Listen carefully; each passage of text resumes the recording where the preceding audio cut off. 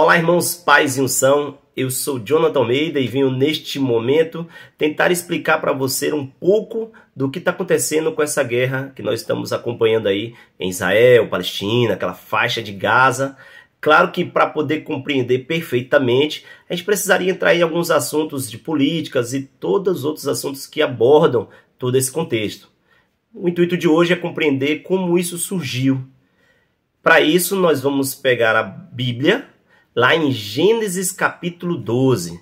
Essa história ela começa 1800 anos antes de Cristo, quando o Senhor chega para Abraão e diz para ele: vai para a terra que eu te mostrar. Lá eu farei de ti uma grande nação. E Abraão, então, ele sai de Ur e segue em sentido a Canaã, em busca da terra prometida.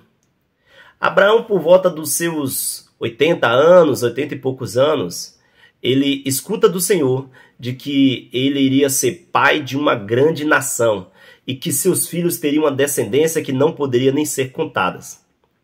Na espera disso, passa-se alguns anos e Sara, sua esposa, que também já estava em uma idade um pouco avançada, ela não consegue engravidar. Então Sara ela tem a ideia de pedir a Abraão que possuísse a sua escrava Agar. Então ele poderia dormir com Agar.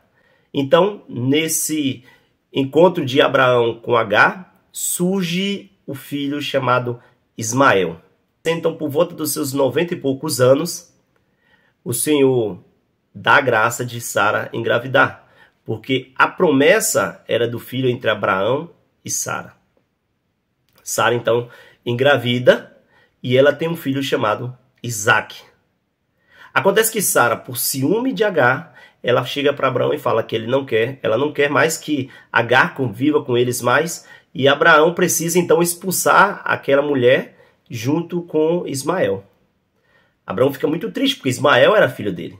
Mas em oração o Senhor fala para Abraão que ele cuidaria de Ismael. E sendo assim, Abraão libera que Agar possa ir embora com Ismael. Ismael, ele gera o povo árabe que futuramente vai se tornar os muçulmanos. Já Isaac gera os judeus. Aí começa a primeira briga.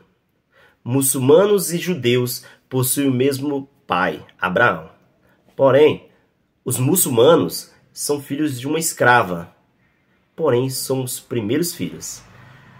Isaac, ele é o filho de Sara, o filho da promessa. A briga é saber quais dos dois filhos tem mais direito diante de Deus. Qual a religião, qual povo tem esse direito. Então, o tempo passa. 1200 anos antes de Cristo, o povo judeu, descendente de Isaac, se encontra escravo no meio do deserto. Então, eis que o Senhor surge com Moisés, lá no livro do Êxodo, a qual, para ter a missão de resgatar este povo e levar de volta para a terra do seu pai Abraão, a terra prometida, lá em Canaã. Quando chega neste local, já existia um povo que habitava lá. Um desses povos eram os filisteus, que futuramente vão se tornar os palestinos. O povo judeu, ao chegar lá, ele expulsa esse povo e mata esse povo. Nós vamos ver agora o segundo motivo da briga.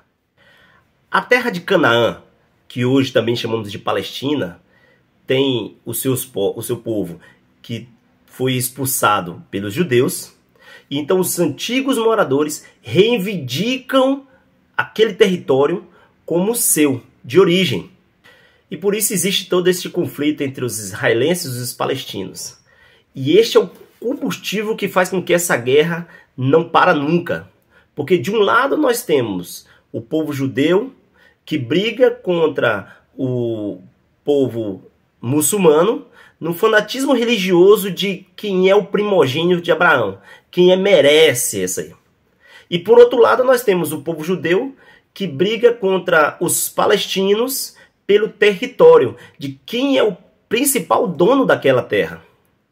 Agora entra em cena o Hamas, grupo terrorista muçulmano que vem em defesa dos palestinos avisando destruir todo Israel em nome de Alá, Deus. E por isso o Novo Testamento sai dessa briga, quando o Senhor vem nos mostrar a questão de aprender a viver um com o outro. Por exemplo, lá em Gálatas 3, 28, que o Senhor vai dizer que não existe mais escravo, nem livre, nem judeu, nem grego, pois todos nós somos um único povo em Cristo Jesus. E lembrar para nós também, lá em Gálatas capítulo 4, versículo 26, que o Senhor vai nos dizer que a Jerusalém, a Terra Santa, ela não é um país, ela não é um território, ela está situada lá no alto.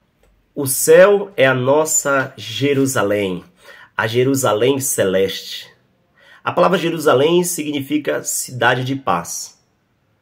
Aqui nunca houve paz.